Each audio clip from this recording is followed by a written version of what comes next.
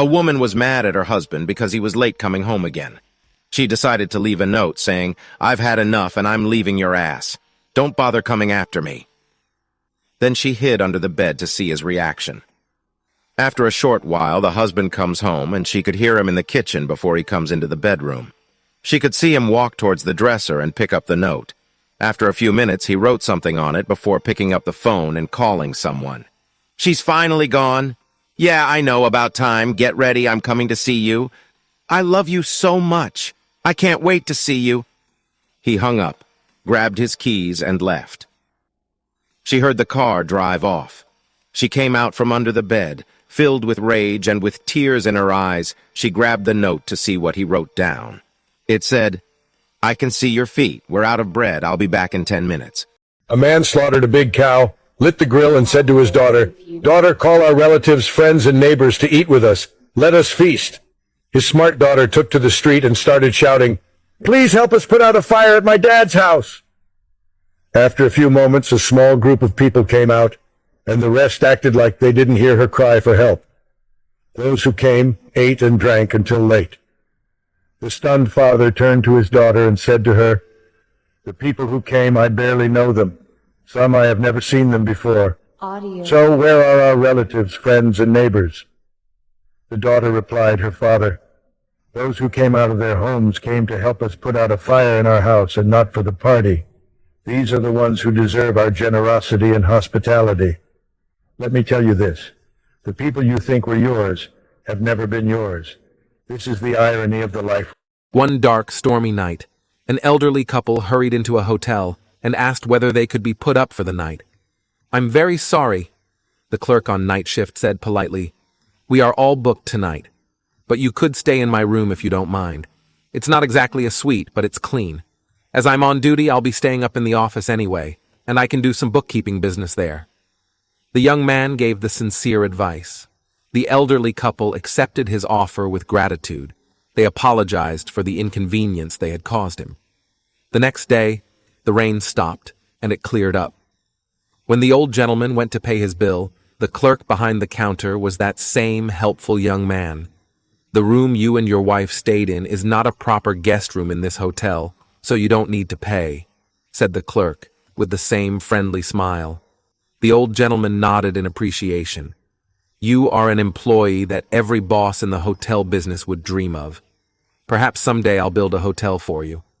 The clerk was amazed, but, deciding that the guest must have been joking, he gave the remark no more thought. 2 years later, the young man received a registered letter from the old gentleman, in which he recalled the experience of that dark, stormy night. The letter also enclosed a formal invitation and a round-trip air ticket to New York, asking the young man to pay a visit. At a street corner in Manhattan, the young man met his former guest. The old gentleman, pointing to a magnificent new building towering over the crossroads, said, "Look, that is the Hotel L promised to build for you. I hope you will manage it for me." Remember what I said then? Well, I was serious about it. Overwhelmed with surprise, the young man stammered, "But, will there be any conditions, sir? Why do you choose me? And who are you?" "My name is William Astor. There's no condition whatsoever. Like I told you before, you are the best employee I could ever dream of." This building was none other than the Waldorf Astoria Hotel. This hotel has been a symbol of supreme status and honor in the city of New York, the #1 choice for visiting state leaders from various countries. The young man who became its first manager was George Bolt, the man who turned Waldorf into one of the most glamorous hotels in the world. When an Indian billionaire was asked in an interview, "Sir, what do you remember when you got the happiest in life?" The billionaire said, "I have gone through 4 stages of happiness in life, and I finally understood the meaning of true happiness. The first stage was to accumulate wealth and resources, but at this stage I didn't get the happiness I wanted. Then came the second stage of collecting valuables and items. But I realized that the effect of this thing is also temporary. Then came the third stage of getting a big project. That was when I had 95% of the diesel supply in India and Africa. But even here I did not get the happiness that I had imagined. The fourth stage was when a friend of mine asked me to buy wheelchairs for some 200 disabled children. At the behest of my friend, I immediately bought the wheelchairs. But the friend insisted that I go with him and hand over the wheelchairs to the children. I gave these children the wheelchairs with my own hands. I saw a strange glow of happiness on the faces of these children.